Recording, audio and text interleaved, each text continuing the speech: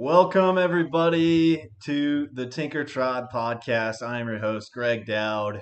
Tonight, I am honored to bring on my tonight's guest, farmer who I met on Twitter, Kevin. Thank you so much for taking the time out to join my podcast tonight. I really appreciate you coming on for an interview tonight. Been following you for a while there on Twitter, and just your takes have always been inspiring to me. Um, and just to continue with the efforts that I'm doing, got to talk some pre-show. What I usually like to do is to start off with my guests on giving us a little bit of your background history. What brought you to the point you are now? You're doing a lot of different things. You've got like a community effort going on, and what kind of brought you to figuring out the way the world is and choosing to do something about it. Well, like most Americans right now, they're experiencing a whole lot of pain. And that's what's forcing them to wake up and look at things a little differently. I went through that most of my life. So I came into this fight ready to go. And I grew up in Illinois, between Missouri and Illinois, just a small town, literally 800 people. And nothing was going on. Air Force Base close by. Um, we had some horses, kind of grew a little bit of our own food. And at 18, I got the hell out of there. I joined the Marine Corps and left the country for almost 10 years straight. During that time, uh, I came home several times, and it was obvious to me from how patriotic everything was right after 9/11, because I was active duty then, a couple years prior as well. Right after 9/11, it was super patriotic. Slowly but surely over the years, it's just deteriorated. And I have some uncles that were Vietnam veterans, and they 100% didn't get treated the way they needed to be when they came home. So between that and the other stuff I had gone through up until that point, it was kind of a let me see how many people I can help. So all those things conspired to get me here, and I'm still helping people. I'm just more organized with it. Right on, man. So yeah, a lot of the stuff that I see you posting on Twitter, like I said, it's been really inspirational for me. And you know, I guess going on, everybody going on, and maybe kind of looking into the way the world is going and the way things are. It's easy to get kind of black pilled about the situation, kind of get down and think that the situation might not have a remedy. But you have been kind of. It seems like you have been on the path of not wanting to take the black pill and looking for solutions. So what kind of what are some things that you were talking a little bit about that you were really looking into the law and the legal aspects of things for a while? What kind of took you down? Kind of took you down that road? So first off, don't take any pills. I don't care what color they are. Don't Yeah. take any pills. Okay. That's pharmakia. That's black magic. And that brings us straight into the law. Okay. Um, in the military, which was my first real introduction into any kind of law system, they follow the Uniform Code of Military Justice. And by signing the military contract, you are then pulled into their jurisdiction, and pretty much anything in their legal admin manual can be used against you at any time. So you learn to behave, and that's a part of the Marine Corps is strict discipline, um, and being ready to fight at all times. So for most people, it's not an issue. When you get into the civilian world, you're pretty much told from birth, and then really, really told in school. If you break the law, you'll go to jail. Uh, and we've watched as cop shows glorify the violence that's being brought down on us by our servants.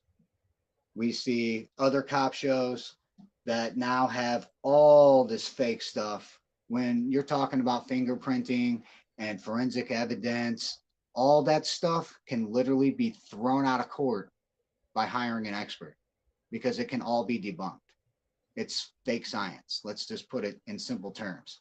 And because the average person doesn't know any better, they're screwed.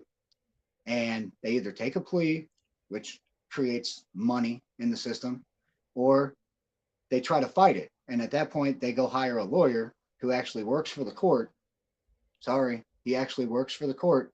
He's a member of the club. He's got a little card that says bar on there.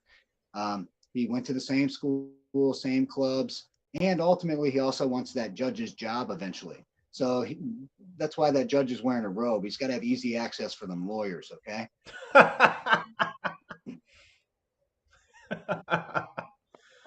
The magic part about this is not only is that a grown ass man or woman wearing a dress sitting way up above you in a room you can't leave because of armed guards telling you that what they are saying can put you in jail and or cost you money, and they're not even speaking English. Technically they are, but what they're speaking is legalese. You can go pick up a Black's Law dictionary. They're called Black's words because it's black magic. It's just simple word tricks. It sounds like English, but they're actually speaking a different language, basically figuring out how they're going to divide up the money on your ass. Yeah, it's true. Because every charge has money associated with it. You can look it up in their own manuals. Every single charge, from spitting on the sidewalk to crashing a car into somebody's house, not only do you got to pay for their house, but you also got all these tickets that come with that each has a price.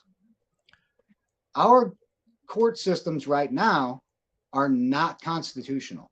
Zero, not one bit. There is money involved with it, and they're robbing us. It is fraud. Okay, it's called maritime law, and it is all based on money. That judge sits on a bench. Bench in Latin is bank. Okay, and he swings that fake dick that's a gavel and makes rulings that create money. There is no justice in our courts. And until we uproot that system, you can vote all you want. Because when they rig them, because they're all rigged in every shape, fashion, and form, and shit you can't even believe, because they're selected. Until we get the system that we can challenge that correct, which is the court system, voting and letting the corporations and corporate puppets do what they do, let them. Let them. Because all they're doing is screwing themselves. The Yeah, United States is not, it's not what we think it is, and it's not what we're taught in public schools that it is. The United States is a it's a group of states that are their own sovereign nations. Okay. My first duty station in the Marines was Spain. Spain is tiny. It's tiny. Barely bigger than the island of Oahu in Hawaii. But it's its own country. And we don't look at the United States as separate countries that are all combined under one federal thing. Well, that federal thing is not the United States. Our capital is in Philadelphia. We all know this. We were taught it, but it slips our brain. Okay, when we were taken over, they moved to their corporate headquarters, which is DC, that 6 mile circle that's filled with broken pentagrams by them awesome non-Satanist Masons. yeah, man. I mean, I've been looking into a lot of that information myself, and just that one thing about the Black's Law And Dictionary. we volunteer into it. When we're Yeah, born, that hospital that you're born in forces you to fill out a birth certificate, all these registration forms. That creates money. Check out the paper that sucker's written on. It's bond paper. It's money. Okay, they cash in on it. All right.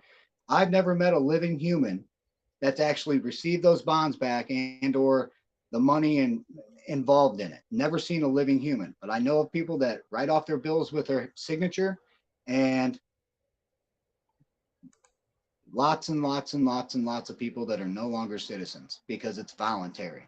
That's the first step. Your parents sign you away to the state. They create a bunch of money. They give you a social security number. And from then on, they take from you because you're a slave.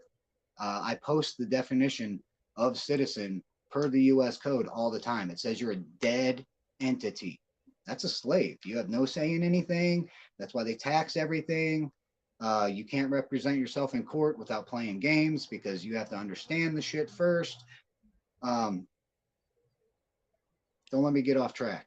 Well, it's not, It's not just voluntary. you That's that all has, voluntary. It's yeah, it's not. all voluntary. I think And this is it's a really simple the piece of one of paper. the crux of the issues that not a lot of people are aware of is exactly what you're describing, what you're talking about right now. And, yeah, it takes a lot of time to dig into the information, but it's all out there. Like you said, it's all Yeah. information that you can seek and Yes. find. Whether it be in book form or on YouTube, there are these same books being read aloud for free. It's way easier to turn them on in the background and then read them again to put them in your brain even deeper. I think it's always good to have hard copies of everything. Um, but there are Yeah. also people out there. I see them on Twitter. I'm following a couple of them. I think one of them is called Conscious Creators. Is a real nice lady. Has videos for free that make it real simple. Because to volunteer out of that system and to correct your political status that you might not have even known you had, it's an affidavit, which is a simple statement of truth. The link is all over my YouTube or all over my Twitter account, X account. You can put in my handle and then type in affidavit of truth or just affidavit. It pops up. That affidavit basically says, I recognize that y'all did this to me in easy, simple legal words, and I choose to be a national. That's all it is. And then you send that with your birth certificate to secretaries of state. And when they send it back, you then take that and you can get a passport with that information. Because what it says on the top of that affidavit is affidavit of citizenship evidence. Okay. All you need is the evidence that you were born in the United States to get a passport. You can still show them your social security card and any ID that you may have. But that new passport that you get, when you fill out the paper, you do not check the box citizen. So You this write is national. becoming a state national. Is that the process you're talking about?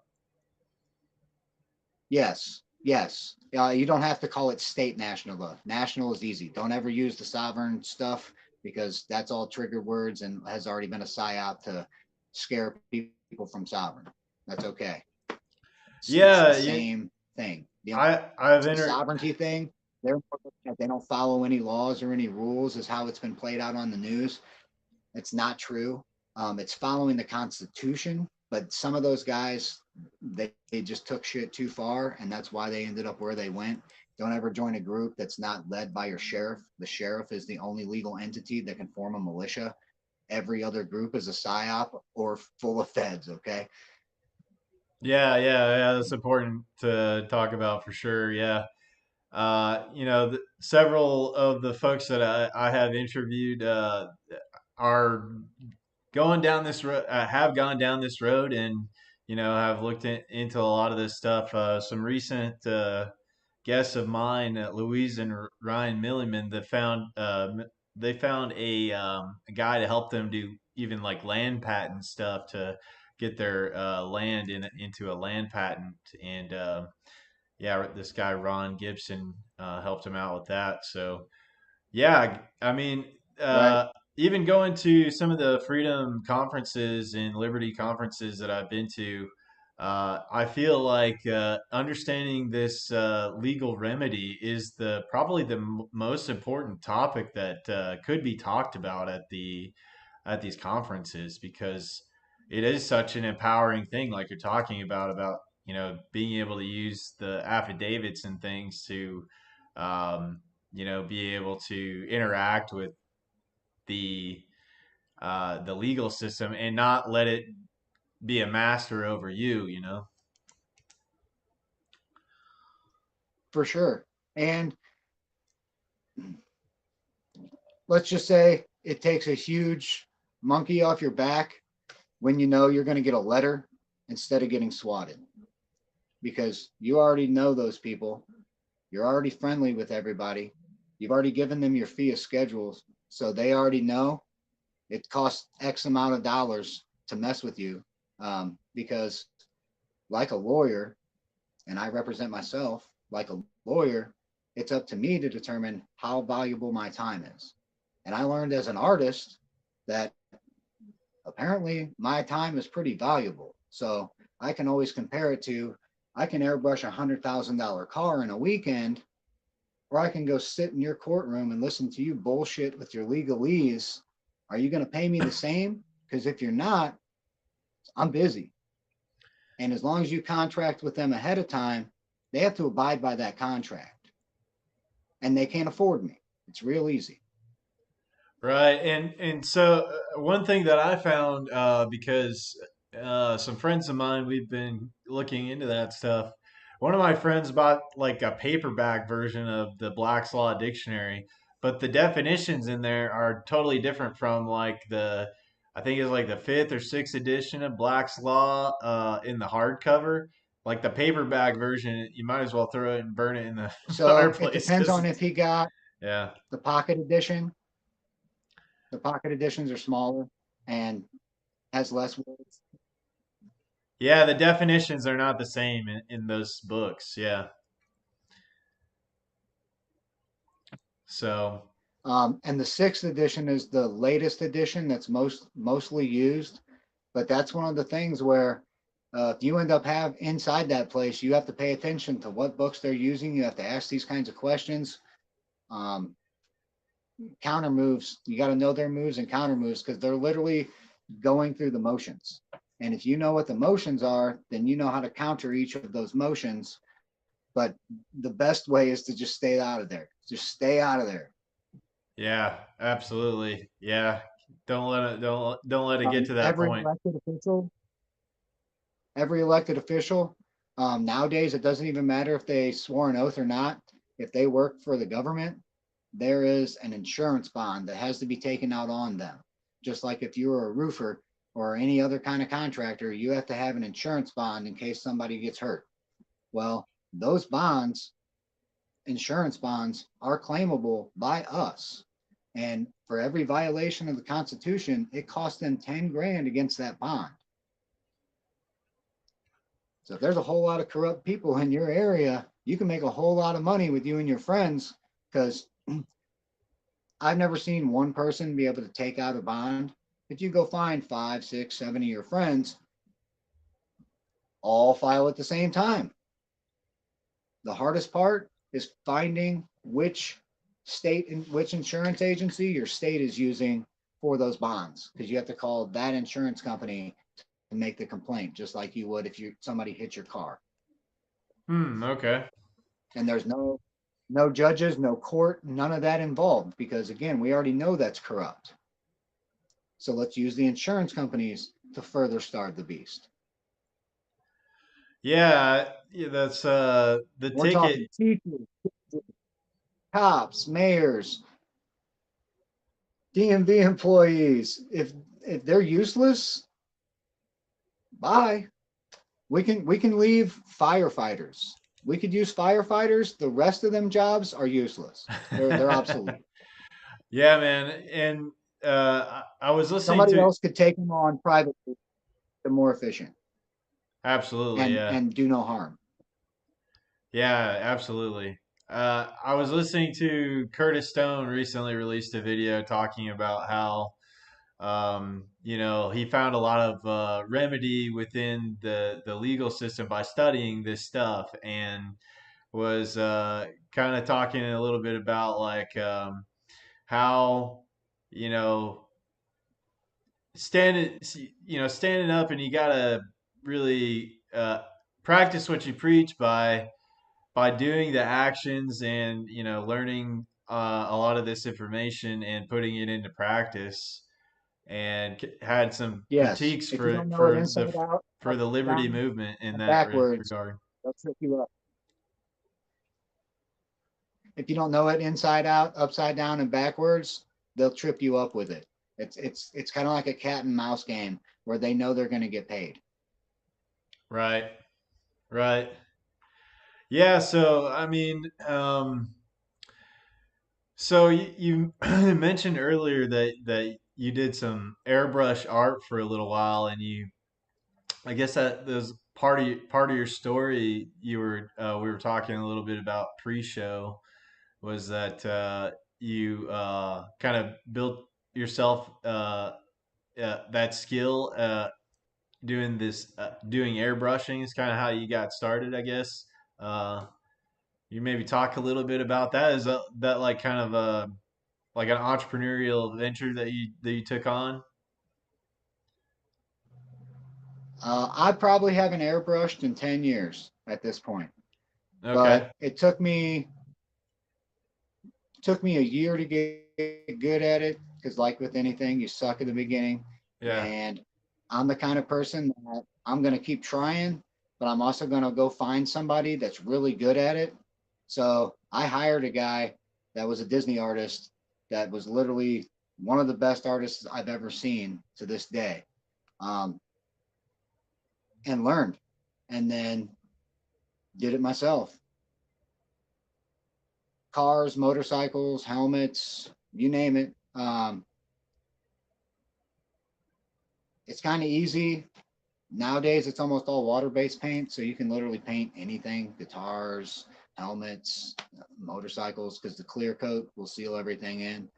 But I honestly quit doing it because I got tired of dealing with snobs. Oh yeah. I painted motorcycles that didn't get ridden. They were hand built, custom painted, put in a trailer, put in a garage, put back in a trailer, taken to a show, put back in a trailer, put back in the garage. Oh And wow. some of the cars were the same too. Um, So now, so is yeah, this there's several $100,000. sorry, there's a little bit of a lag in our audio. But is this something that you kind of had a passion for at one point in time? I guess that or I've was just always liked art. I've always liked to draw. I've designed and did a whole lot of my own tattoos. Um, Art's always been a thing for me. okay. So that you've always had that kind of a creative side to yourself. Yeah. When I first got to Spain, like most young guys, I was 18, but allowed to drink because I was overseas.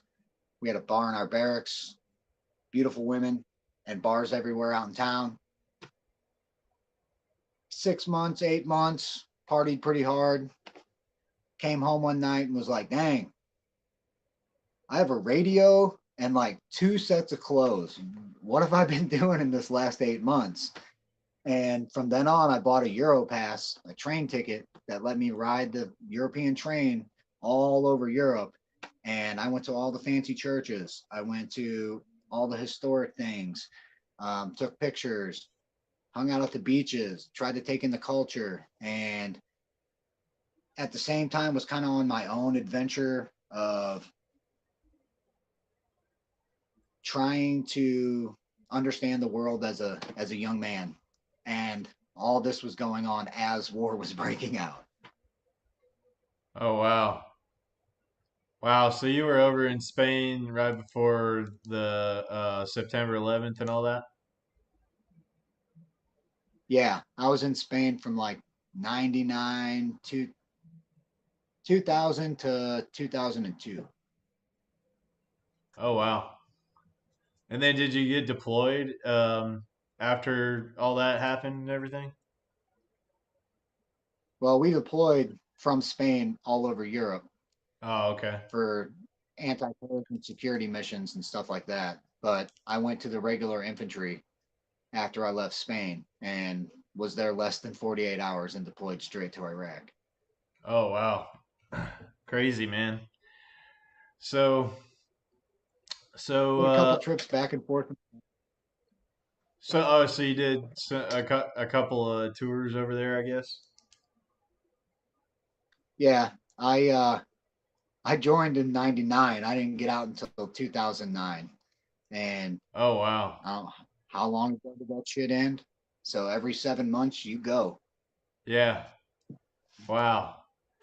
That's intense, I man. got a 2 year I got a 2 year break where I got to teach on the rifle range.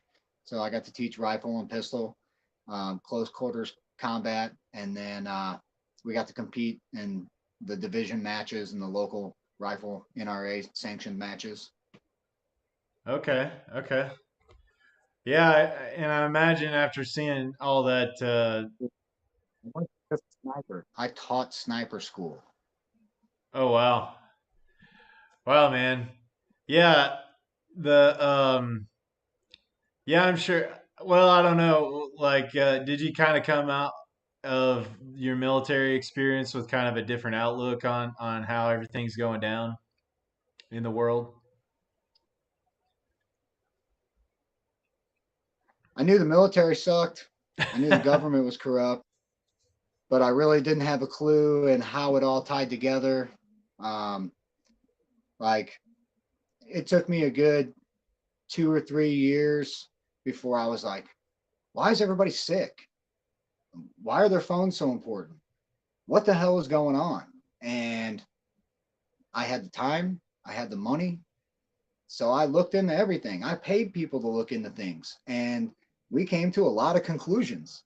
I was one of the first people that started mining Bitcoin because we seen all the stuff that the NSA was putting out about it. Um, I have a lot of conclusions. I'm open to any question you ask. I probably have the answer to, which is why what I'm doing now is countering every single thing, and every single thing matters. Yeah, you're so there's attacks on all fronts basically for the common people, and you know the food that you're eating, all the water that you're drinking, the stuff that's in the air, the school curriculum that you if you're sending your kids to public school, it's all to kind of keep this system propped up and going the way it is, and to mess with the common people that are just trying to work their 9 to 5 jobs and trying to eke out some kind of an existence. So It's almost a perfectly designed system. yeah, almost. So I think maybe you might have come to a similar conclusion that I think many of the people that at least that I've interviewed and the people that I kind of have come together through the years that I've met is that you got to stand on your own 2 feet because ain't nobody coming to save you. I guess that's kind of the conclusion that I've come to. Um, That's true too. People that live out in the country, they understand that because the closest police would be an hour away if they're not busy. You're dead in a matter of minutes. So if you can't defend yourself, you're a loser. yeah, Sorry, yeah. that's life. Yeah, yeah. I mean, I experienced that when I was younger in college and working at an auto parts store and getting held at gunpoint at the auto parts store, and then cops show up about 20 minutes later after you call for them. So, you know, it, at that point, I knew I was very naive at the time, but at that point, they pretty much cemented it in my mind that you got to be ready to protect yourself, and you can't abdicate that responsibility to someone else, because when you do that, then you're asking for more problems than it might be solving. So Right. Anytime you give up a responsibility, you're also giving up that right, and you're losing credibility along with your basically your right to complain because you did it. You made that choice. You had the choice to defend yourself or to call and hope somebody else is going to help defend you, is going to show up and defend you. And nothing works that way. So to think that that would is kind of a joke in itself. yeah. So so we talked a little bit about your project that you have going currently, but I I know that you've been working on a lot of different stuff to get yourself in a more self-reliant type situation. You're talking to me a little bit about some of the aquaponics stuff that you have going on. I remember you commented on one of the things that I was working on with a aquaponics system. Um, what all type of efforts do you have going on in the realm of being more self reliant? So I love permaculture. I live permaculture. So if you start out in permaculture, building the big heavy stuff and moving the things where it needs to go first, it saves you a lot of effort over time. Especially you get your fruit trees in, you get your berry bushes in, you figure out where you're going to graze your livestock and have 3 to 5 places for them to be grazed in and moved around to. Um, because you can grow your own food in 200 square foot of space. It's all about stacking systems and know what you're doing. Aquaponics brings in a protein source, multiple veg source. You can grow green algae and chlorella with an aquaponic system, frogs, prawn, get your ducks in there. Um, and you can stack chickens on chicken wire above it all. So it's literally you're only limited by your imagination and solar power capacity because I run all my aquaponic systems on solar power. Um, Indoors, make sure you know how to use and build thermal mass heaters because you can keep the pond warm and the building itself warm with a whole lot of thermal mass, and it's pretty easy. Um, Outside, be smart about it. Build raised beds with whatever materials you have at first, but layer them so that this year they're this deep, next year they're twice as deep. Because as you add leaves and mulch and grass clippings and manure and all those things, cover it over the winter time, pull it up in the springtime when you're ready to plant. Now it's all broken down and doing what it's supposed to. It attracted the herbs or it attracted the worms and became its own self little compost. Because the less you disturb the soil, the better and more healthy your microbial bacteria and your enzymes will be. Enzymes are one of the most important parts of soil and your gut. That stuff they're spraying messes with your gut bacteria.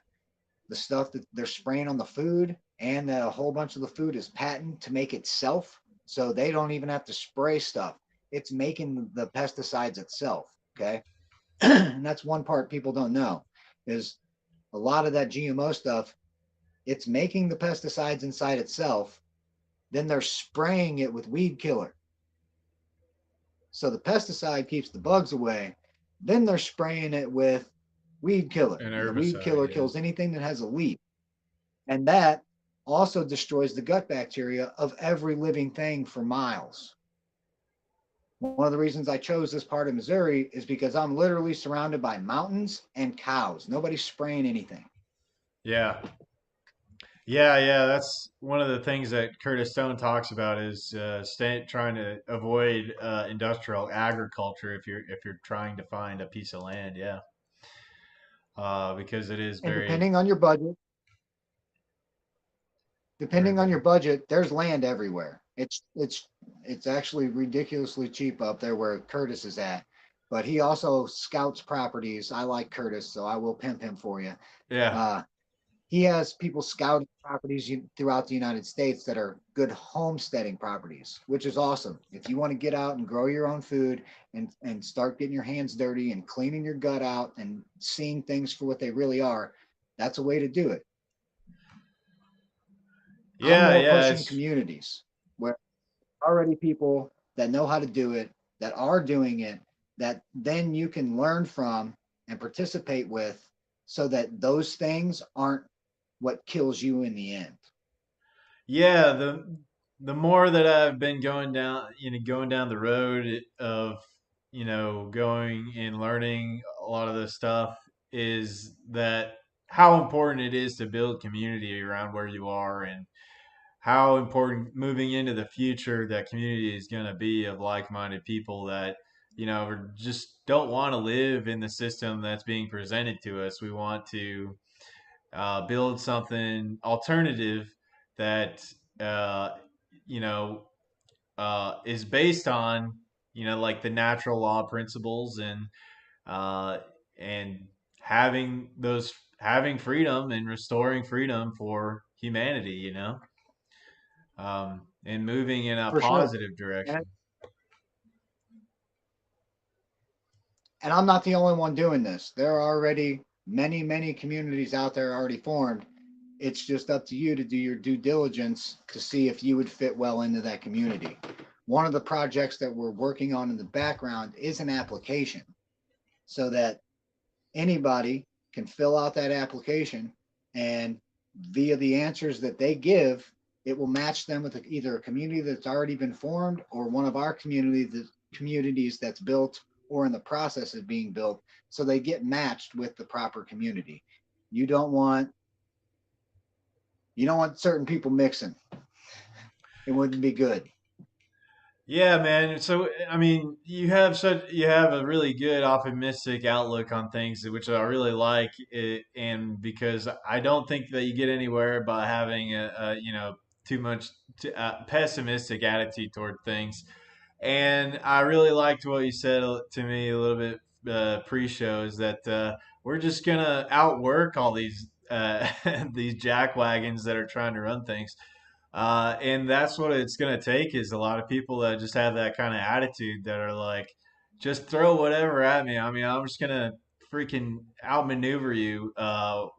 Because Yeah, a lot, go ahead. we've identified the enemies. We've identified the enemies, and we identified what they took from us, which was the six pillars of community. And by reestablishing those things back for ourselves, it's just a matter of time because they need us. If you're growing your own food, you can protect yourself. You have a home. All the things that are included in this package, what do you need them for? And you've already become a national, so you don't owe them anything. And they're not going to come looking for you. Yeah, it's gotta come down to people taking action and getting together in in different communities, because ain't nobody coming to save you. You got to save yourself, and it's find the like-minded people and see where you can fit in to help each other out. Like in our local area, we've haven't come together and formed uh, like a intentional community kind of thing, but we're a mutual aid group, and everybody's spread out, but we help each other with projects and things like that. And just doing things like that can help you get going. I've heard of other folks that are doing things like, hey, here's some property in my area. If you want to look into buying a place around here, and then we can kind of coalesce like that, where everybody's kind of living around a certain regional area. For sure. So For sure. tell me a little bit. Getting together, networking. Because yeah, a group of people can buy a piece of property way faster for the most part than a single person can. plus you can make a schedule so you all work there a couple hours a week so that not everybody is, killing themselves, because more hands make it easier. And then you all share the food. It's kind of simple. Doing it in towns is kind of hard, because if there's not somebody close that can watch it, your stuff will get stolen, be it by rabbits or by neighbors. Yeah, yeah, yeah. Could you tell me maybe a little bit like um, maybe some of your lessons learned with helping or like getting people together with a community? Like, have you you see you mentioned like an application form and we were talking a little bit about some of your I guess is part of your future endeavors is to get this kind of community going and things like that. But do you currently have a community that you're working with, and maybe could you share some of your lessons learned from setting that up? So we are working with several communities across the United States and in Canada right now. We're building 3 to start with in Missouri now, and breaking ground here real soon once it thaws out a little bit more. Okay. Yeah. And we're willing to help anybody that's trying to start something on their own. We can either give you a template or show up and assess your project and help you. Um, we got a lot going on. Yeah. So tell me a little bit about this. That the the model, I guess, for what you're working on currently for the community that you're building. It's our own hybrid thing. It's a membership. Okay. Um, I went to I went to several hundred communities. A couple other people working in this project. We all went to several hundred other communities all around the world, and on purpose, looking at what was the most efficient things they were doing, what they were doing wrong, whether or not people were getting along, what the belief systems were that were driving things, if it was all public or profit driven business type.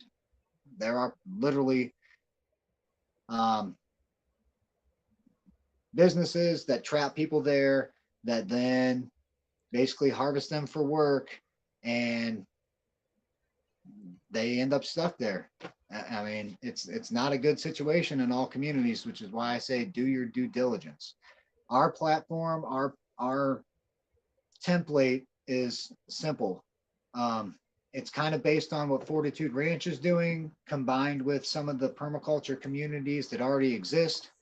And as a member, it's not just a club where you show up once a week and gossip. It's you live there. You're getting the fully furnished house up to the size that you pick, and you work 25 hours a week doing what you want to do within the community.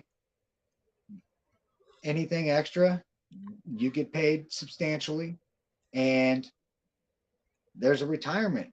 There, like literally, once you have worked X amount, because we're not going to make somebody that's 65 put in 30 years to another company or to a club. It's not going to work that way.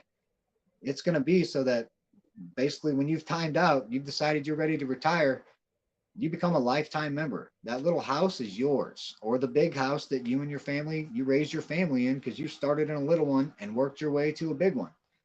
That's yours. It's yours for life. It's put in a trust. It can never be taxed. It's yours. The company will take care of it for the rest of the generations that you can produce.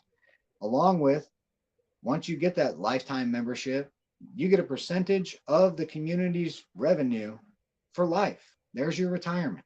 And because this is a multi-million dollar project with vacation spots, spa retreats, guided hunting tours on private lands, untouched private lands, recreational vehicles, camping, glamping, springs, creeks.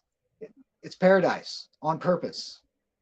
You get to live there for the rest of your life and pass that on because millions, we're not talking thousands, millions of people are learning in the last 5 years that they will never pay off their house.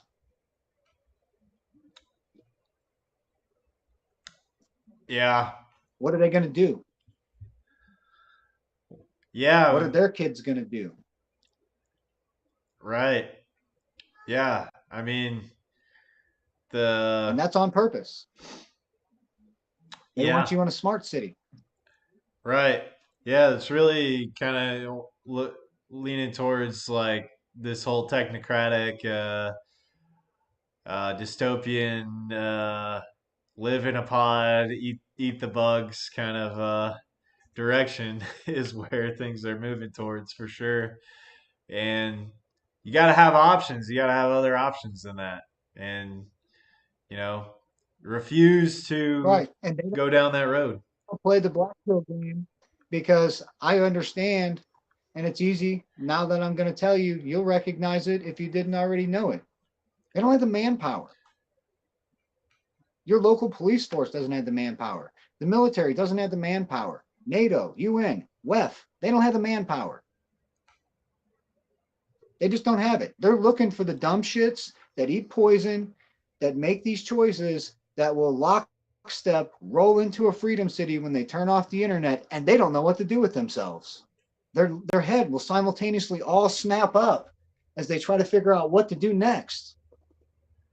And That's that's okay because there's an application. So they'll get screened right on out of my communities. Sorry. yeah, that's how I feel in really thinking about this is that there is, a certain amount of the population that, wants to go in a different direction. And I feel like, those are the people that aren't going to give up and have the ability to adapt to new situations like a lot better than the majority, like a lot of people that are just, going along with the agenda. And it's kind of, I feel like there's maybe like a bifurcation of society may occur, something like that. That's just it. We're already past that point because several states have already voted and agreed to secede. So the United States is no longer the United States us and our grandparents grew up with. It's about to change anyway. There will come a point where the hardcore GOP and the hardcore Democrats will separate themselves, which is kind of like what Texas was doing until its big cities got invaded by Californians. But that just means Texas may get divided up smaller. Okay. And we have to factor all these things in. If you build a community right, it's its own economy, it's its own everything generator. So again, we can build it, they will come, the people around it will benefit from it, from the millions of tons of food we produce a year that's chemical free. So it's also going to be helping them get the stupid out of them. And I say the stupid out of them because people, if you don't understand, if you can't read it, don't eat it. Everything that comes from the store is poison on purpose. It's filled with nanoparticulates. It's dyed. It's dead. It's discolored. And if it has no enzymes, you can't uptake it into your system anyway. Yeah, Am I and boring you, bud? no, man, I have had a long day at work, so I am struggling a little bit. My apologies, but no, no, agree 100% with you. All the food that you're finding in the grocery store is, especially with this whole appeal thing that they're wanting to put on the produce, It's and already out there. the shipments from when they pick up the food Right. for where they're growing it You from know if the to meat's when being it gets to injected you. or not? What? You know if the meat's being injected with the mNRA or not yet? Because it most likely is. The pigs and chickens are. Probably, yeah. So we have we have a guy in our group that has been raising his own steers to butcher, and got in on buying a whole cow from him last year and got my name. Uh, I'm gonna get my name on the list for the next one too. So yeah, just finding Right. A lot of people. people don't know you got to order a cow a year to 3 years ahead of time.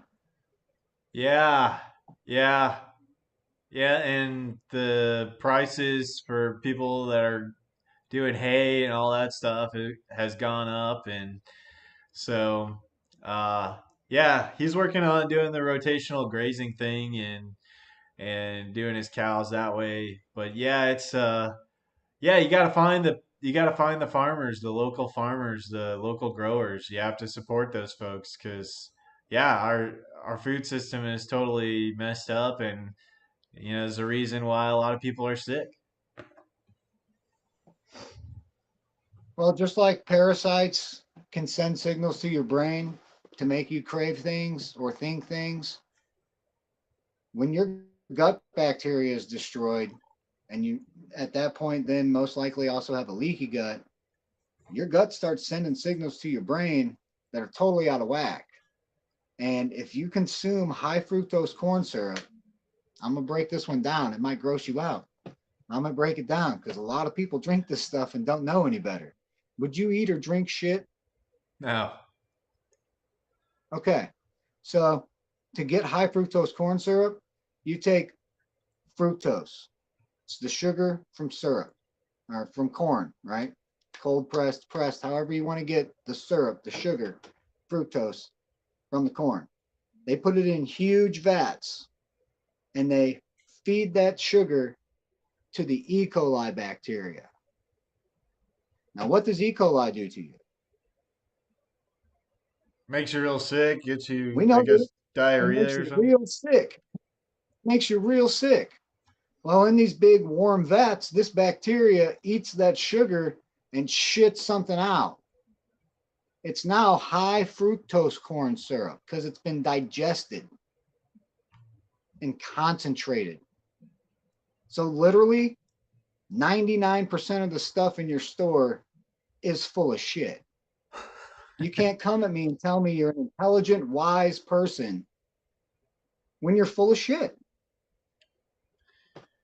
Yeah, man, it's a big hurdle for a lot of people is, staying on I guess, the stuff that only relying on the stuff that's coming from the grocery store and It's what we're taught from school. It's what our parents knew. It's what our grandparents knew. the And it's standard hard to American break those diet. kind of psychological beliefs and addictions that are in there. Because if you just look back to your grandparents and great grandparents, they probably didn't know much about any of this stuff because it's all new to them. They did stuff on their own. When I first got into farming, especially larger scale property farming, I bought all the hand tools. Like I was going straight Amish, no tech, no gas power, nothing. And I did it for a couple years. Later, I come to realize, man, it wouldn't hurt if I rented a piece of heavy equipment and just did all this at one time and knocked it out. And from then on, that's the way I operated was, okay, I'm going to buy the stuff that I need that doesn't need gas and all these other things, but I'm going to rent the heavy, like I rent a mulcher. Okay. I don't have a big mulcher and I make hundreds of thousands of pounds of mulch a year for my woods. It's free fuel, it's free bedding, it's free everything. Mulch is awesome. And you can mulch your leaves right in with it. Um, Anytime I'm building a pond or a lake or making swales, trying to channel to catch that water. Where we live, our elevation allows us to collect so much water from the mountain that all you literally do is make yourself a mound so that the water can't pass it and things can then absorb on the opposite side of the mound. And you can grow 10 times more food that way than trying to grow it in rows. You got to learn. And it's all with permaculture and finding the people that already know how to do it. Because then you go through, once you've made that little hill, plop your fruit trees in there, put all the things that will complement that kind of fruit within it and the native flowers. And at the point we're at now, It's just harvest and maintain because there's so much abundance. We literally give more food away than we actually have customers every year. And we have for the last 6 years now. And we've been growing food consistently for 50 plus families from less than 2 acres because we have six, but less than two of it is cleared. We have three greenhouses and a nice size outdoor garden. Chickens, goats, handful of other things randomly running around here. We bake bread every week. We make cookies, um, jellies, jams, salsas, pesto's fun one everybody likes. And that all gets included in our farm share so that A, we don't have to grow as much stuff, but B, we also have leftover things that we can turn into value added products. Because then whatever is not turned into a value added product that I can put in a big ass cabinet and hand out to whoever, hey, you want some fresh salsa, buddy? Here you go. It's got my sticker on it. They're going to eat it. They're going to love it. They're going to be like, dang, where'd that come from? And I've been doing this for 10 years.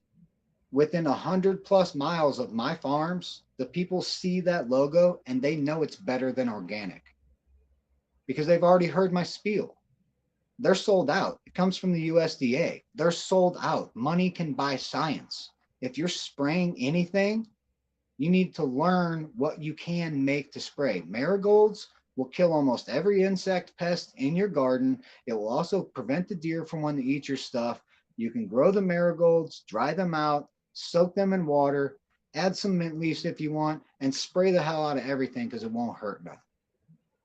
Yeah. Everything on that list that grows every year from the USDA certified organic program, which is just a fucking label. Sorry for the cursing. Oh, you're good. That list keeps growing because those companies keep paying them to put their chemicals on their list. Yeah. And none of that stuff's safety verified, got long-term studies or nothing, and you're putting it in your body. You're lowering your T. You're doing all that.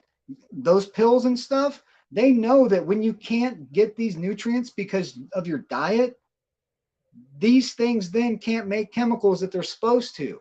So then they give you a synthetic version of it and you pay for it. And then you get prescribed it for life until you're done. And those prescriptions just keep piling up. All that stuff that they're trying to feed you is a synthetic patented ripoff from a natural thing. Yeah, they used to have a map. I have a Perfect map. example. Go ahead. Perfect example. Okay, that one's herbal antibiotics. What Big Pharma doesn't want you to know. 45 most powerful herbal antibiotics for overcoming any ailment. Find these things in hard copies. Learn the stuff. Grow the stuff. Practice with it on yourself. Don't be giving it to neighbors until you know what you're doing. Yeah. Yeah, man. I mean, the solutions are all around us, and seek the knowledge to figure it out. And that's one of the Yeah. things that. And ultimately, you'll also have more money. By doing the stuff yourself, you'll have more money because you're not buying the stupid stuff. You don't need health insurance. If you're healthy and anything other than surgery because you broke your arm or your leg or your neck, which they're not going to cover in most of your health insurance plans anyway, look it up. They don't cover those kind of injuries. Shit's coming out of your pocket anyway. You can put that money away to save it for that ambulance ride. Absolutely, man. Yeah, there's so many solutions that you can figure out with, you know, going in and studying the different things that are natural that you could use. I think like turpentine from pine trees is like a good anti-parasitic too, like the sap from pine trees. Well, just the pine needles. Just the pine needles is all you need. Yeah, it's You can like chew super them. You high can in make a vitamin tea. C. Yep. That's one of the reasons the deer and bear and other animals seek those trees out in the wintertime is because of the vitamin C within the needles. Ah, yeah. Yeah, I Good learned place to about set that. your stands. Sorry, what was that? Those are the places you want to set your stands up for deer hunting. Ah, okay. That's So, also where you find that's also where you find the Amanita muscaria mushroom in the wintertime. Have you ever heard of that mushroom? yeah, is that the like a psychedelic one? Mario Brothers mushroom. Yeah. It's the Mario Brothers mushroom. It's Yeah. the famous red and white mushroom that's associated with Santa Claus, and the most it's the most famous mushroom, and it's the sacrament mushroom. You can eat it or you can drink it with a tea, and it gives you a relatively mild psychedelic experience. It's more of an inward focus, inward experience, kind of like LSA if you were to take morning glory seeds and do anything with them. Huh. I've never And heard of the that. scary is like it's like the I don't really want to trip yet, but I would like to be introduced to mushrooms because mushrooms DNA is the oldest DNA on this planet. Yeah. So when your DNA and its DNA interact, they communicate. And that's what a trip is you're literally receiving the information from the DNA of that mushroom and assimilating it into your body. Same way with cannabis. It wouldn't have an effect on you if your body didn't have the puzzle pieces within your endocannabinoid system to make it work. Yeah, yeah. I mean, I've definitely done those substances and got some good benefits out of them. And I would say in my Well, personal life. they're called teacher plants on purpose, and especially the heavier actual psychedelic species of mushrooms have been proven to reverse PTSD from all cases, from combat vets to office crybabies, you name it. It can knock it all out of there. Um, to crazy addictions of heroin and other messed up pharmaceutical push drugs, from things like kratom to cannabis to DMT to psychedelic mushrooms, can pull somebody out as long as they have the right setting and people around them for support.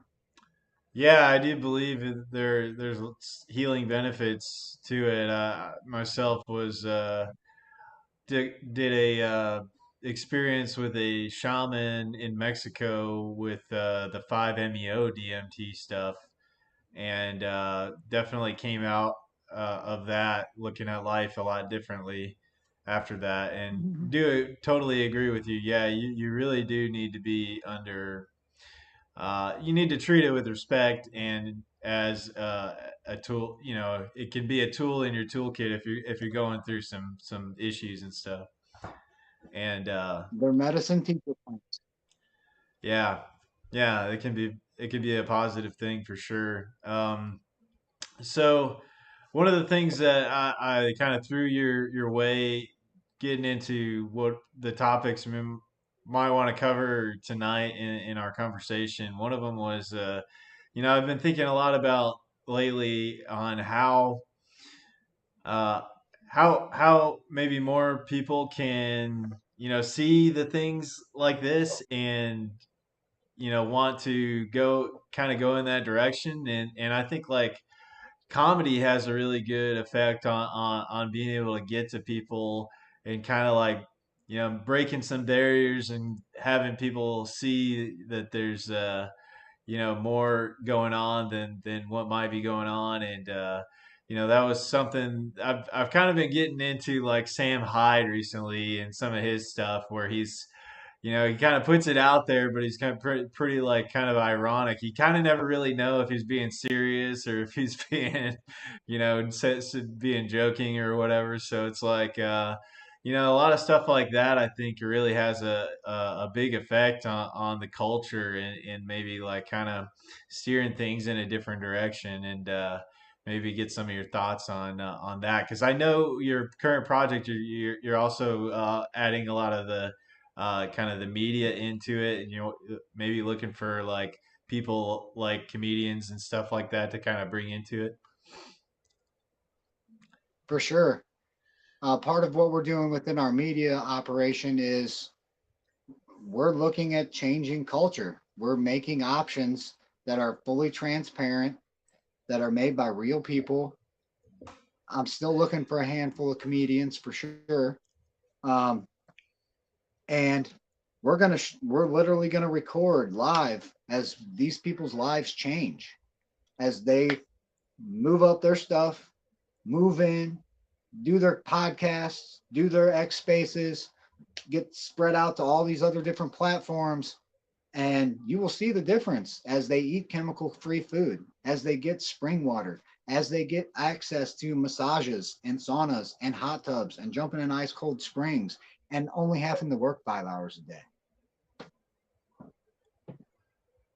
Yeah, it's pretty interesting. Like there's these different that would be kind of a really interest. It would be a really interesting arc and kind of like show people as they kind of move through, live in that different lifestyle and Yeah. kind Well, of showing their growth and changes over that time period and everything.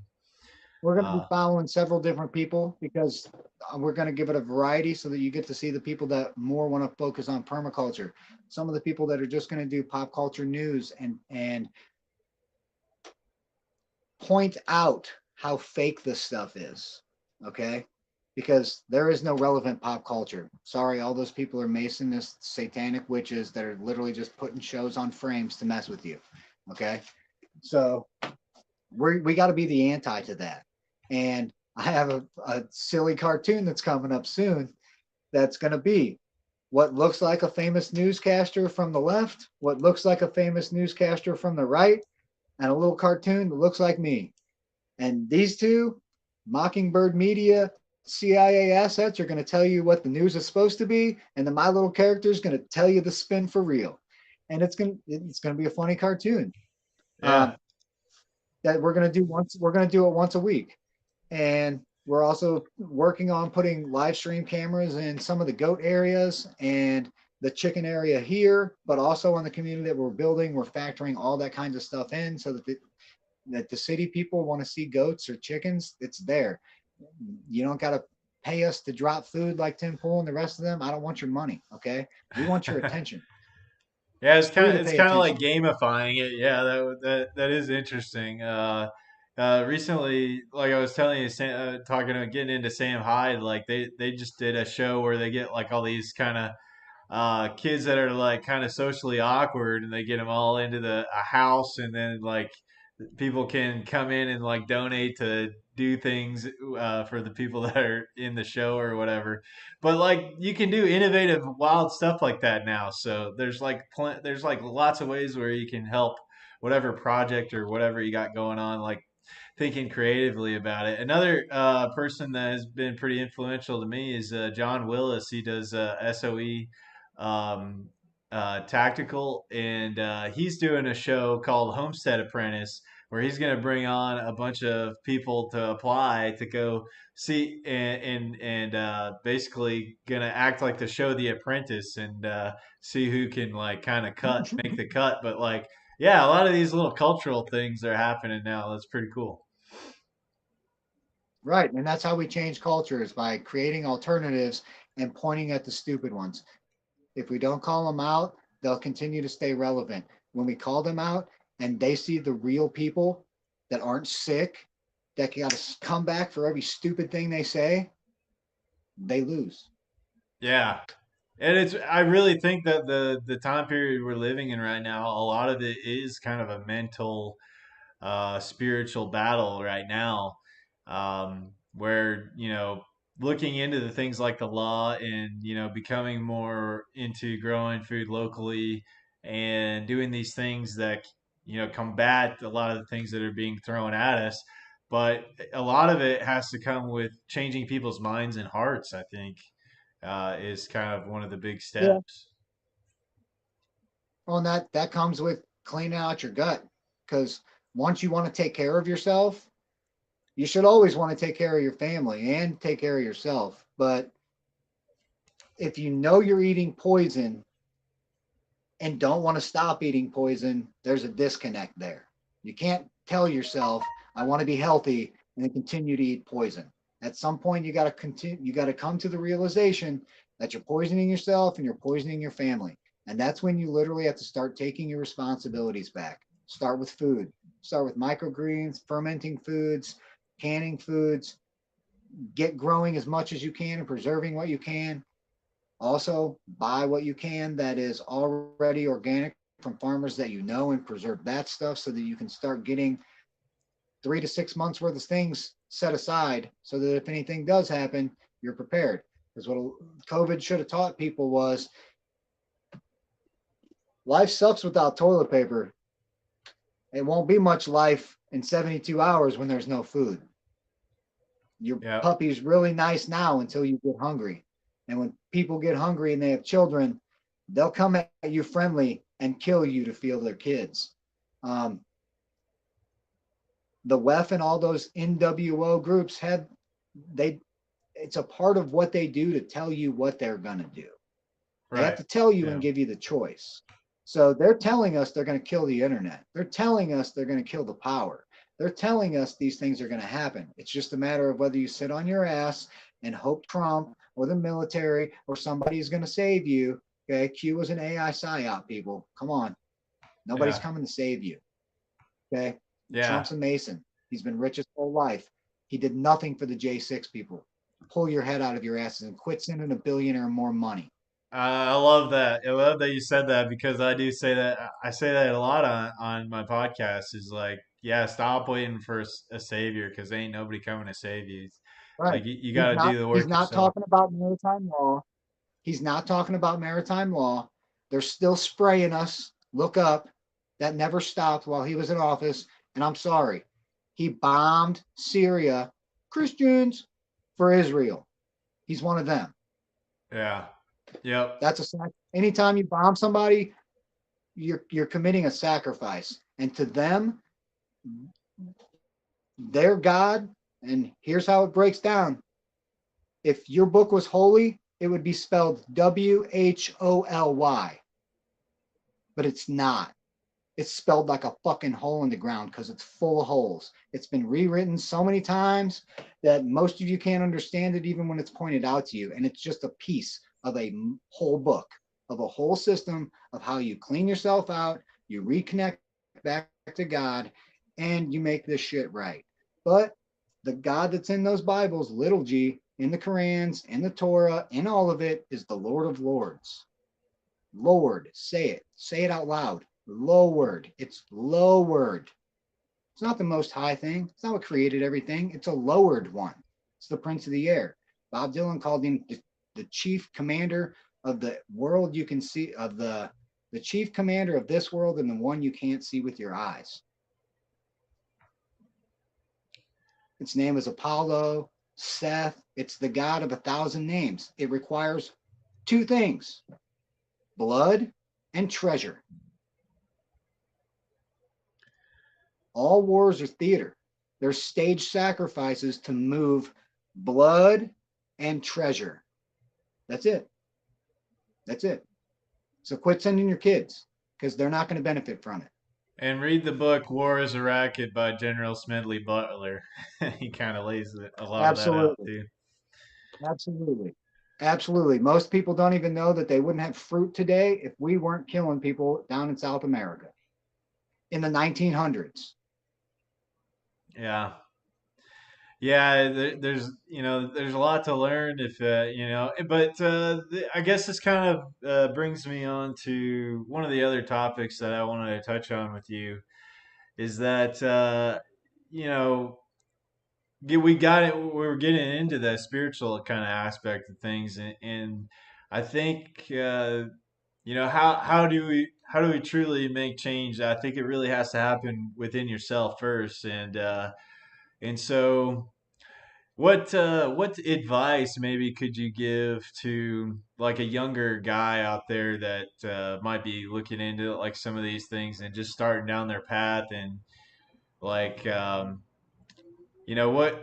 what could you tell a younger guy because they're the ones that are kind of going to be living in going into these next phases here on how you can present yourself as a man and work toward being a man because a lot of this is I think a lot of the guys like I speak for myself because I am in that maybe a delayed adolescence like I had it too easy for too long growing up and you know becoming an adult like struggling a lot more than I probably have to because I wasn't challenged hard enough or had it too easy as a younger guy. So like, I don't know, maybe you could talk a little bit about maybe some of your experiences with that, and maybe if you could glean a little bit of advice for maybe younger guys out there. Well, I got good news. You're in the majority. Okay, the majority of Americans grew up with almost everything handed to them, never lived without running water, almost always had power, could go somewhere, whether it be school or grandma's house to eat, and they didn't really have it too tough. I grew up on a racehorse farm, far from poor, but I worked my ass off. I got up at 3 o'clock in the morning. I rode racehorses probably from fourth grade until I was too heavy every morning. X amount of miles around our tracks, fed them, groomed them, went in the house, ate breakfast, took a shower, and went to regular public school. At noon, I got picked up to feed horses. After school, I got to do whatever activities I needed to. But when I got home, I went right back to shoveling shit and throwing hay. It's kind of hard to keep friends when you wear them out the first time they come over. Now, my other farm friends, they could handle it just fine. But when I was approached by the Marine recruiter, because I didn't want to be a Marine, I actually went into the recruiting station to that day sign up and join the Navy. I wanted to be a Navy firefighter, but the dudes were never in their office. The Marine guy was, and he was also in the infantry. So he basically sucker talked me into joining the Marines. When I found out that I got to sleep in until 5:30, even in the Marines, I'm like, yo, I'm going to sign up like as soon as I can. Where's this test to take? Because just getting that much more hours of sleep to me was going to be a life-changing event. And I was in the Marine infantry. I had to go through infantry school as a regular rifleman and also as a machine gunner. And then I got into security forces and did that. Went to a whole bunch of different schools. I've always been either first or within the top three of everything I've competed in. And I think that's because I grew up racing horses and driving in boats and being accessible to four-wheelers and motorcycles and farm kid stuff. Um, the Marines just kind of amplified that. And then once I got out of the Marines and could take the things that I learned and how to make things more efficient, it all kind of just coalesced together. As a younger person, don't join the military. All Don't right. join the military. Yeah. You can get all those things from groups, whether it be first, find yourself a horse Gracie jiu-jitsu studio. Put the time in there. I Okay. like that you The said things that. that you Yeah. will learn there, the things that you will learn there will give you things like discipline.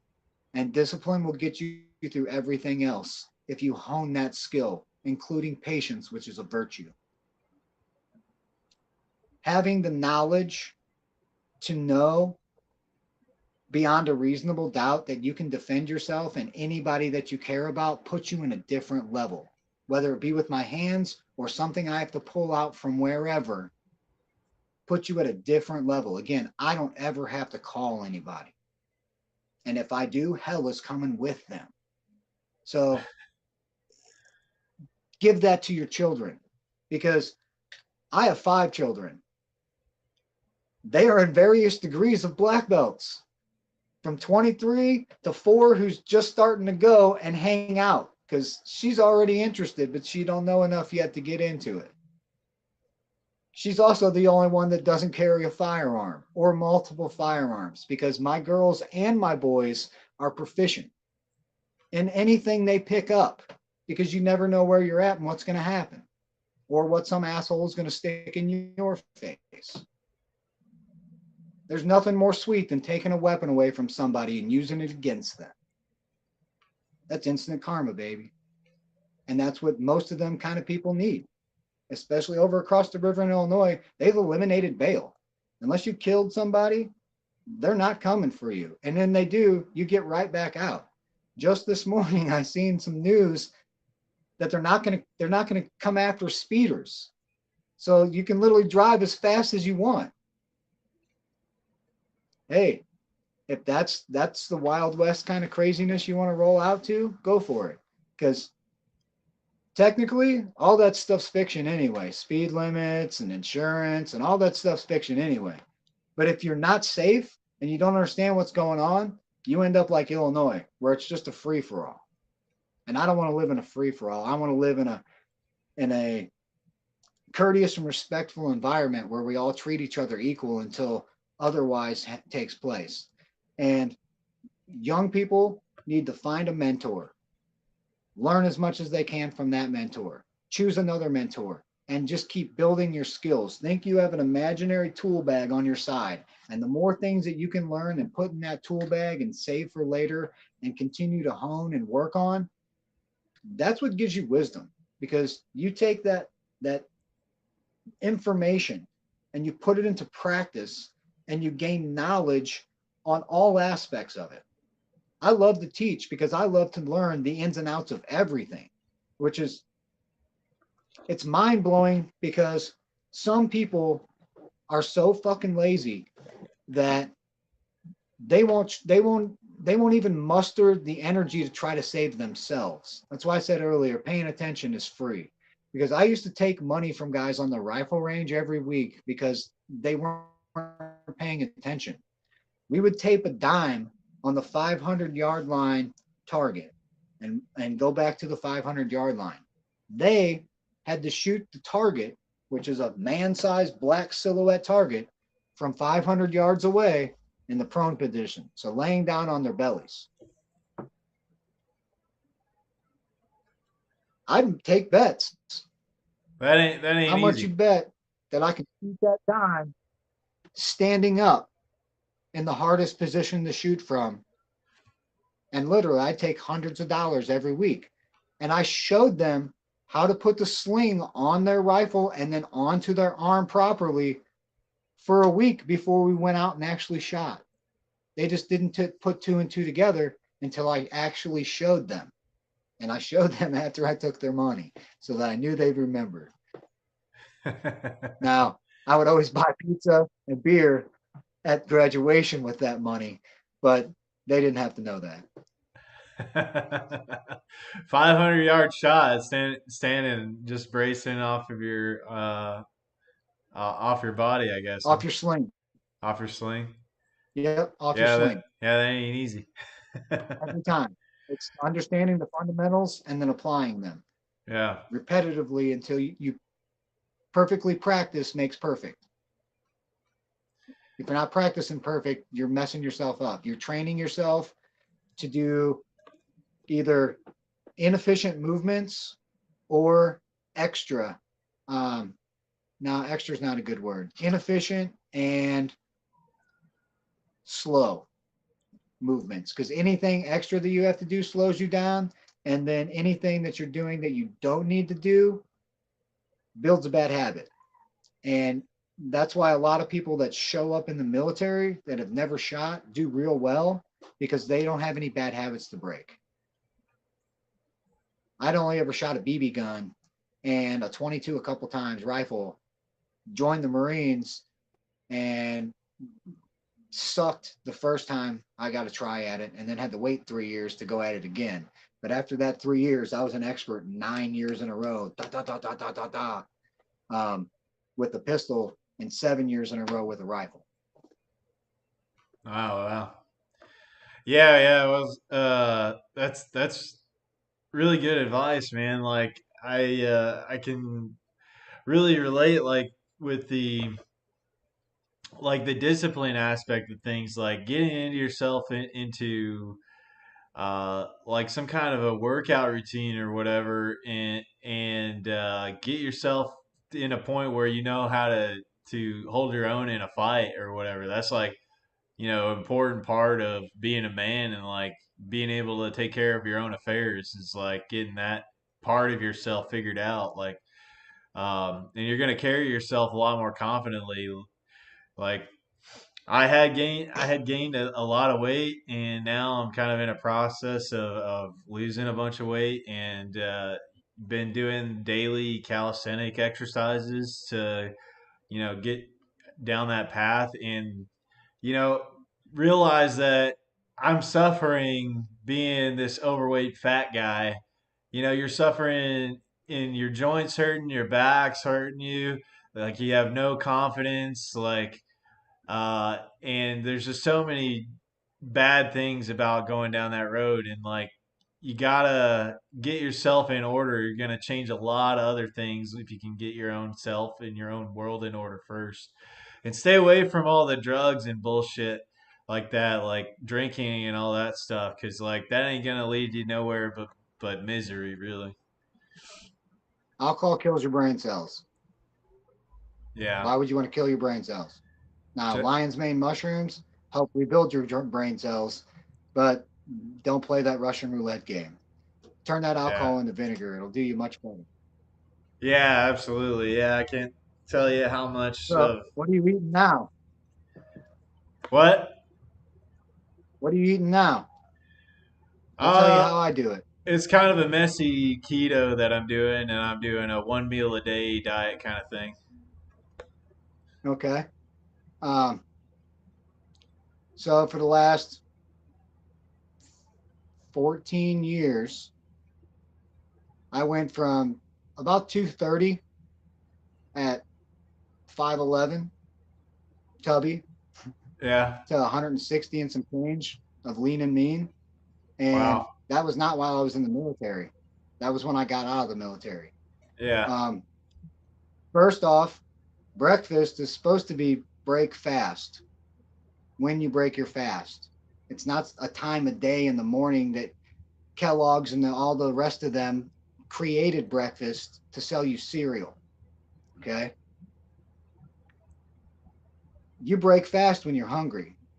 But what I do is I don't eat until noon, at least until noon. Some days I don't eat until 4 or 5 in the evening, but I don't eat until noon. I don't break fast until noon. And I eat meat. I'm allergic to eggs, but I eat meat. I eat fish. I eat all different kinds of seafood, mushrooms, nuts, honey, herbs, all the spices. Um, and you can eat vegetables if you want to, but you can live your entire life without ever eating carbohydrate. You cannot live without eating fat and protein. All them people that are feeding their children vegan diets that are now being proven to have done irreparable damage because those children didn't get the fats they needed, therefore didn't get the brain developed they needed, Yeah, are you need child it. You abusers. need it for your brain. Yeah. Okay, so when a vegan comes at you, remember that they're whacked out because they ain't getting the fats to their brain. They can't even think right. Yeah, it's extremely important. The brain is like mostly fat. It is. It's salt and fat, and it's electric. So from noon to 6, you can eat as much as you want. If you want to eat 5 or 6 porterhouses, go for it. Okay. All those things I mentioned, and I've posted it on X a couple times if I might have missed something like fruits. Fruits is okay versus vegetables.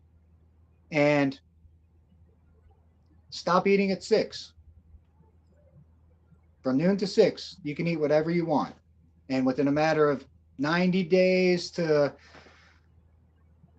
maybe 6 months at the latest, no, you'll be ripped already.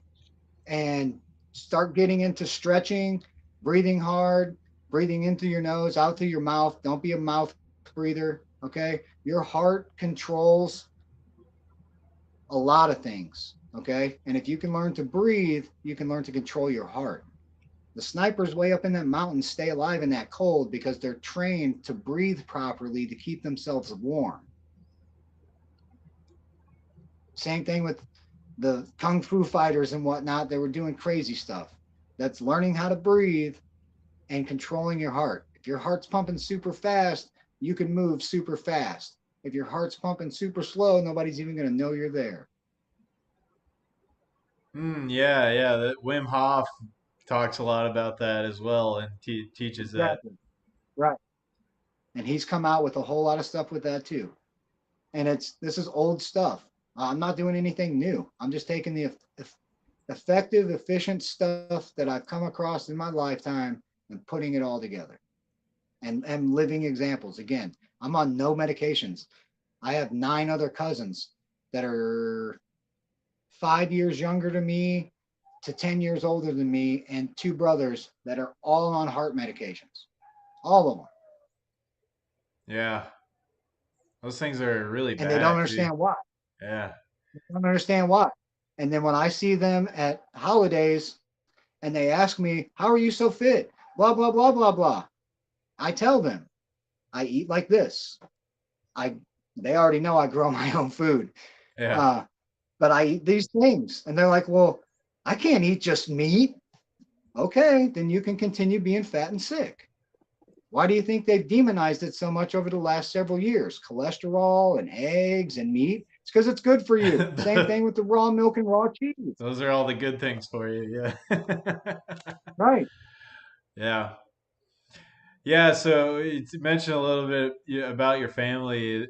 Do a lot of, yeah, are you kind of like an outsider in your family, or are there some other people in your family that can kind of they see like the benefits of uh, a lot of the stuff that you're doing?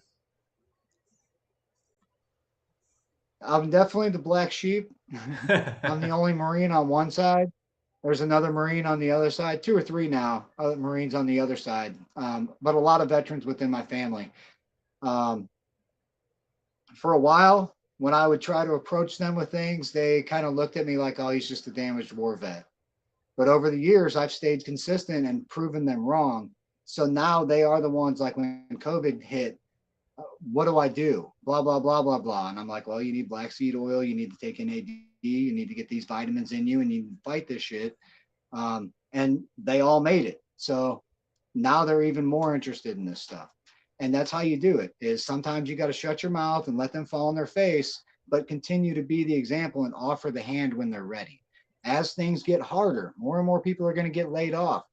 There's a whole lot of false flags being set up. There's a lot of things that are being played out right now to where a lot of people are going to need help either in waves or really quick. And the more things we can have set up and established that are alternatives that actually help people, the better off we're going to be. Absolutely, man. Yeah, and yeah, if you are a young guy out there, maybe what the the paradigm has been go to college, do all that bullshit, and get your degree and do things that way. But And I that's really, crumbling. We know that. yeah, I think you need like real skills going into you need like to know how to build Right.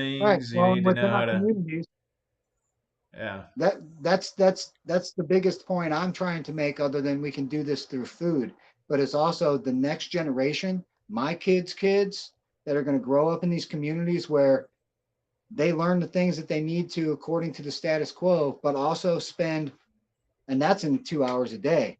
They then spend the rest of their time hands on learning stuff and doing things and building skills so that by the time they are 18, yeah, they're already getting paid and really good at stuff. Okay. yeah, There are man. That parents, as we know, that have kids that have YouTube channels that are already rich before they get their driver's license. And yeah, it's literally just a camera set up in a room with kittens. And that kid thought of that, and their parents were like, "Oh, let's turn this into a business." But because you're not taught how to be an entrepreneur, you can't think of those things and you miss out. So these kids are going to be raised with all kinds of different cool stuff, 3D printers and old school tech like forgery and blacksmithing and glass blowing and pottery and weaving. Because one of the main crops that I'm buying property specifically for is hemp. I'm joining forces with the people that want to grow hemp and make clothing, make textiles again, turn these things into batteries. Every piece of the hemp plant can be well, used, and it has so many purposes. We wouldn't have a United States flag without it. We didn't have the Constitution without it. All the ships were made from the resins, the sails, the ropes, the maps. It was all hemp, and that got taken away from us. When that gets introduced back into our bodies, we'll also be doing way better healthy wise. Yeah, I met a couple that they're doing a Haven. I think they're called the Haven Earth Center, and they are in Tennessee, and they are teaching people how to build structures with hempcrete. And I believe during their Yep. presentation that one of the crux issues is that there is not a really good domestic place where the hemp can be processed, which is one of the pinch Right. points Right. There's for a using it. handful of growers right now, but there's no real places to produce it, like you said, for them to take it, strip it down, because there's two grades of hemp. There's seed quality and then there's fibrous quality. And why not? We're going to build communities anyway. Might as well put a processing center in there that actually does it chemical free, because a lot of people don't know hemp clothing actually gets softer and more comfortable to wear over time, unlike the rest that either fall apart or rot. Yeah, and it's got a lot of good like antimicrobial properties and really a Right. lot The more list is too durable. long. Yeah, Benefits. very durable. Yeah. Yeah, great in a lot of different aspects. So tell me, man, you've got a website. It's unifymedia.com, I believe. For sure. Right now we have unifymedia.com, and I have all the law stuff that you're looking for already on a page in there with the PDFs and Google Documents already for you. All you got to do is learn the stuff, print it out, put your name on it, and send it to the appropriate places. And I laid it out pretty easy for you because it's kind of how far do you want to go with it? Do you just want to not be a citizen and have to pay taxes anymore? Or do you want to learn how to fight your mortgage company because they're frauding you? Um, and you can learn how to go through that whole gamut. Along with, I've got hours and hours of permaculture and growing food videos. Some are from my favorites and my heroes, like Sepp Halter and Bill Mollison. And the Bill Mollison Permaculture Design Manual is also on there, available to download for free in a PDF. The whole website's free. We ask if you want to support us, buy a sticker from our sticker club. We'll send you a badass sticker every month. Our seed club is the high end. Our tea club is the middle. We grow mint, chamomile, lavender, all kinds of different things, and we mix it up to give you a new tea variety every month. Or the high end is the seeds club.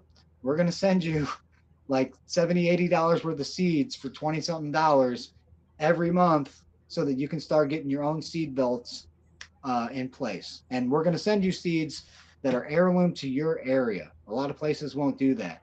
So we take the time to find out, oh, okay, this one's going to Tennessee, so it's in this zone. These are the heirlooms that belong there from our seed vault, because I have millions and millions of seeds. You can keep your Federal Reserve IOU notes. I got seeds, bro. That's awesome. Yeah, I mean And that's real wealth right there for you sure. actually get to talk to us and interact so that we're making sure that you're getting the seeds that you want, the varieties that you want, and they will thrive in the area. Wow.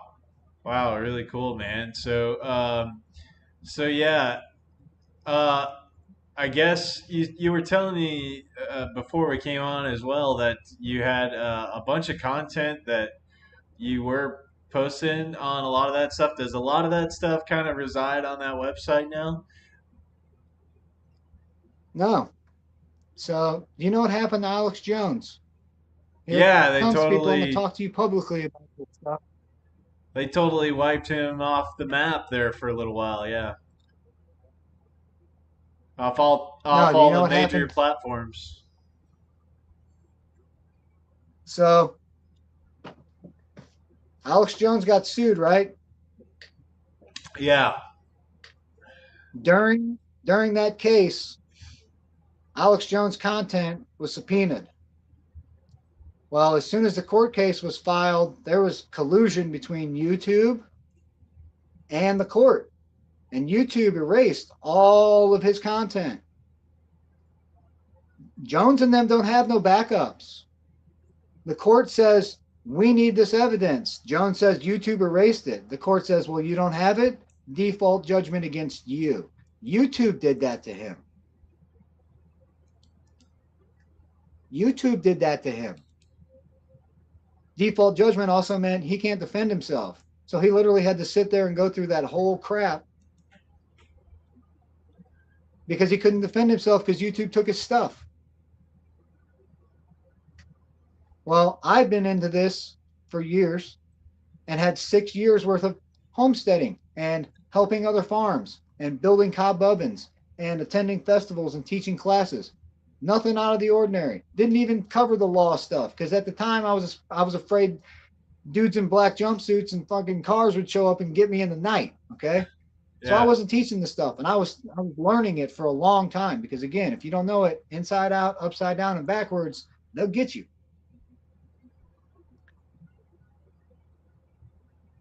Out of nowhere, right before COVID, boom, all my stuff wiped off the interwebs. They literally left one or two videos, and that was it.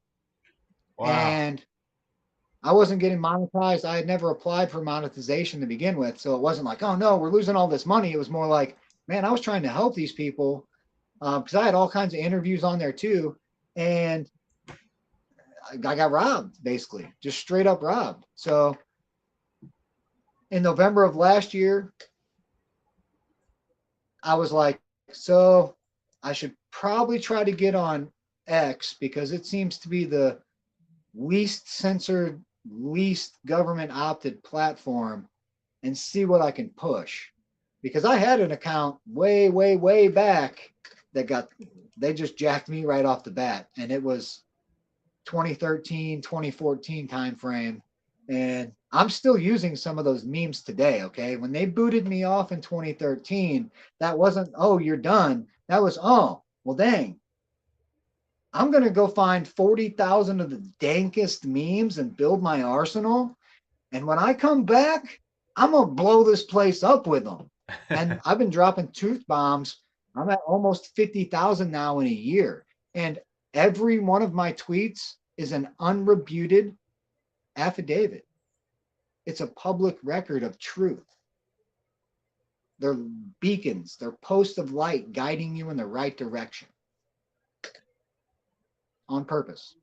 It's on the interwebs, they can't scrub it. Da, da, da, da. Yeah, man. I mean, I know when I'm like kind of I remember seeing some of your posts on Twitter and just being like, hell yeah, brother, like this is good. This is good. This is what I needed today. Yeah. So, yeah, We have the you're numbers. affecting things, man, for sure. We have the numbers.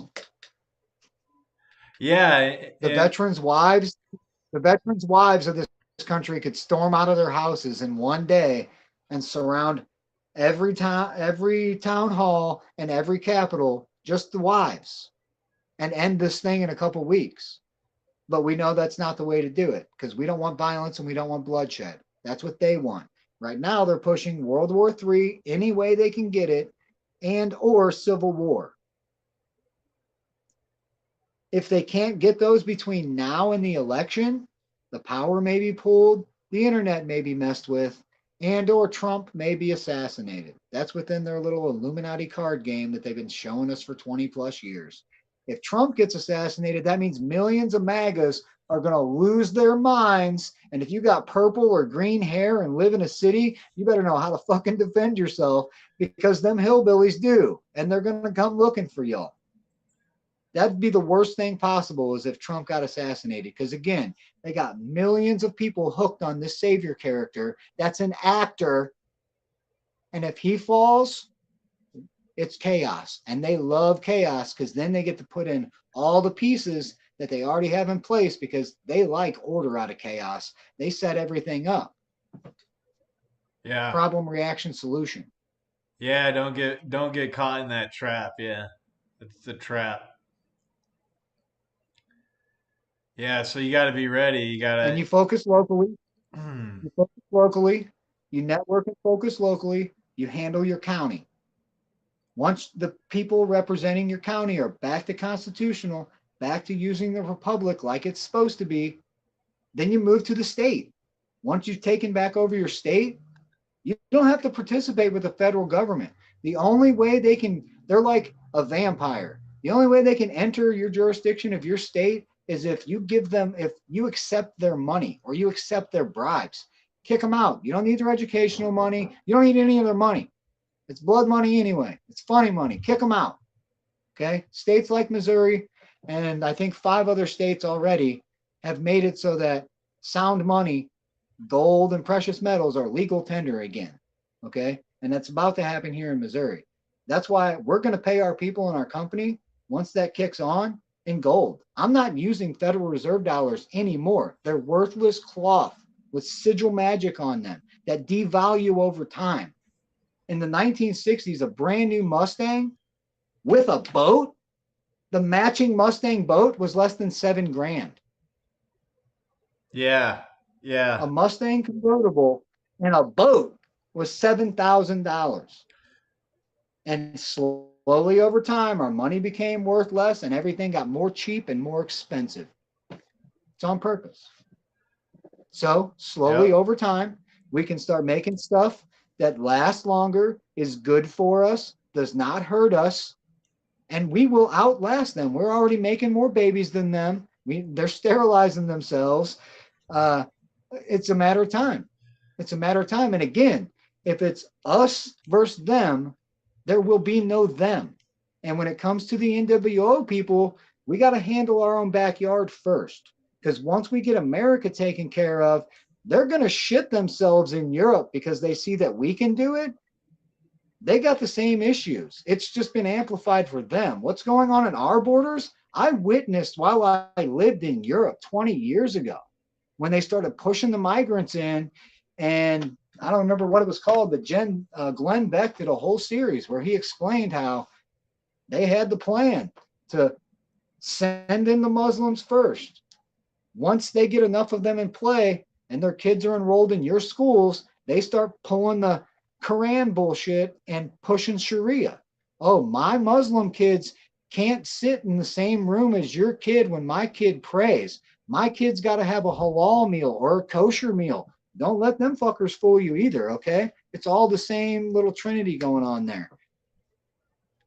They then sue the school and the city and to the point to where they get their own school. School, banks, courts. Once they got those three, they own the town. Stay out of Dearborn, Michigan, and stay the fuck away from Phoenix. It's already happened there.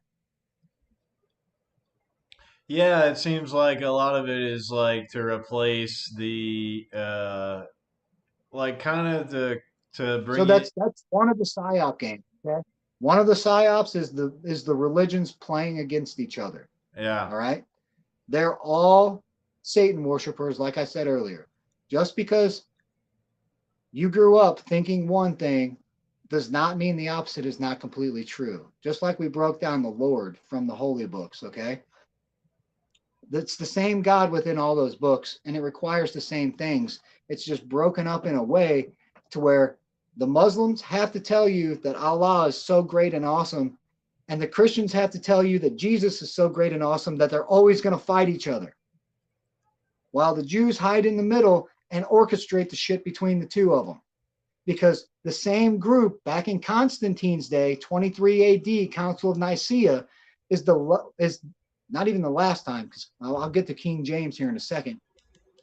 But back in Constantine's times, the first time they sat down and said, okay, this stuff's too powerful, because these are magic books.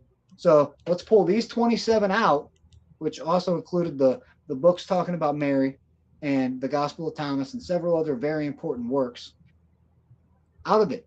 Remove them straight up. We have the authority to not let you know this.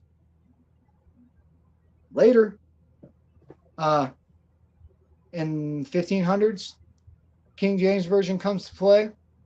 Now, a lot of people don't understand that the English language, it was created when? Uh, I don't know exactly. Well, they weren't speaking it in 1492. Right. Yeah. It was. Yeah. I mean, it came from Latin. It came out of Latin, right? Or kind of evolved from Latin Right, or whatever. right, right. So if you find a Bible, and you can go to old bookstores, look online, any Bible that is pre 1600 never mentions Jesus one time, never mentions hell one time. You know, one of the reasons they can't is because the letter J didn't exist yet. Yeah. And when you look at the letter J, it's a hook. Yeah. It's also a boxing move. Uh-huh. Okay. Now, in Latin, ISES means Hail Zeus. Oh They just took yeah. out the I and made it J. Yeah, I've heard that. Yeah. Yeah. And that character is an amalgamation of Constantine's child, uh, Helios, one of the sun gods. They combined a whole bunch of things together to make one new being. But there were many Christs. There wasn't just one. There were many. And in the one that's detailed in that book, they left too many clues for us not to figure this back out. And the artist also helped us with this because there are thousands of stained glass windows in Europe that you can only see from inside those churches that show all the magic mushrooms, that show the actual rituals that they were doing to commune with God. They hid all that shit. Now it's all about a blood sacrifice. That's why they're drinking a cup of blood that represents their Christ, their Lord, their lowered one, that also requires you to pay them. And then you eat the bread that represents their body. That is cannibalism for reals. Yep. Yeah, I mean, I was raised Catholic The and cross, went so into was a lot of I, the went into on a lot one of side. those questions myself and looked into the Council of Nicaea and all that stuff too. And yeah, asked a Well, and lot of those that's what set questions. me off with that was half of my family was Catholic and half wasn't. So when we went to church with them, we weren't allowed to participate. And that made me feel left out. So then I looked into what's all this going on that I can't participate in. If God loves us just the same, why can't we participate? And that got me into, well, God doesn't need stone tablets to tell you he loves you or communicate with you. God doesn't need paper. God doesn't need buildings or statues or any of that. That's silly. That's silly. So if you believe the stuff that's left on those things, you better believe that the opposite of that, which has had time to collude and pervert all of it, has. Yeah, it's quite a rabbit hole And to they go just mix down it for up. sure. They mix it up.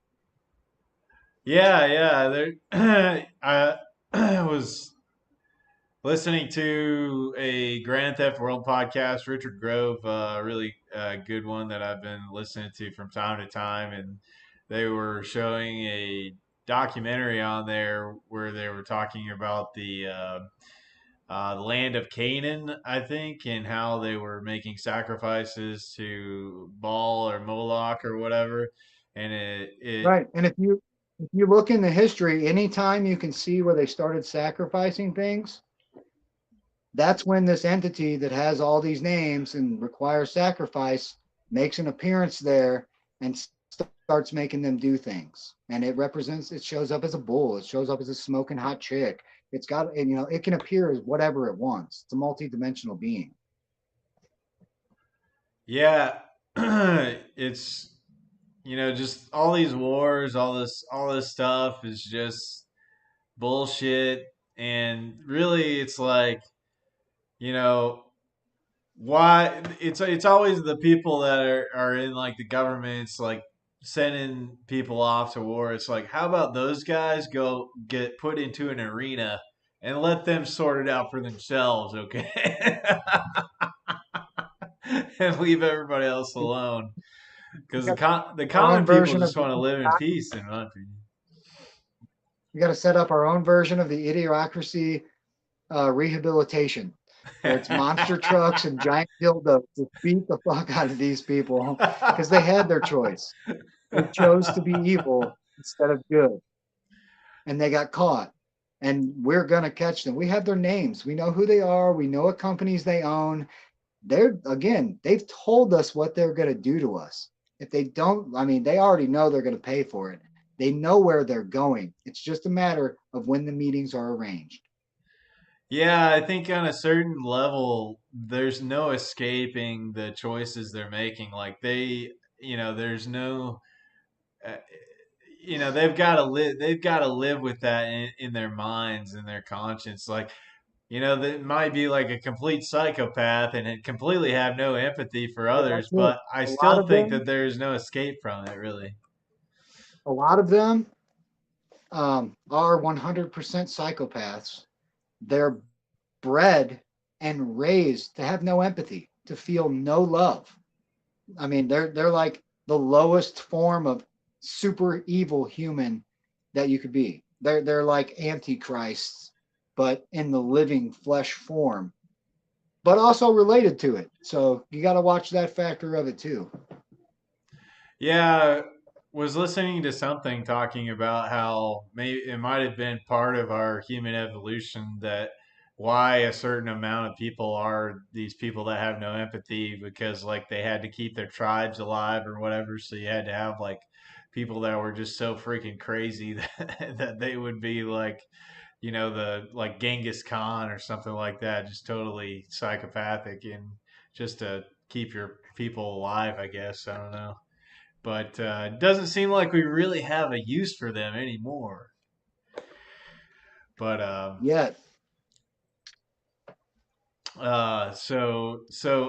man, Kevin, it's been a really good time getting to talk to you, getting to know you better.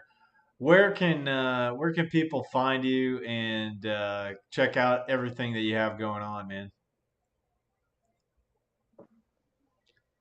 you can find me on Twitter at my farmer handle, farmer till I die. It's 31548. It's got a whole bunch of numbers. We'll post it on here.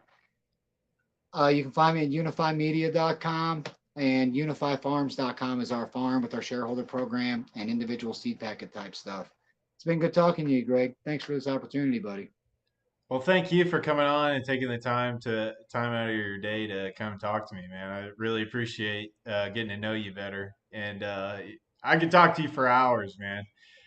You're a very like-minded dude, and gone down. Sounds like you've gone down a lot of similar rabbit holes as well.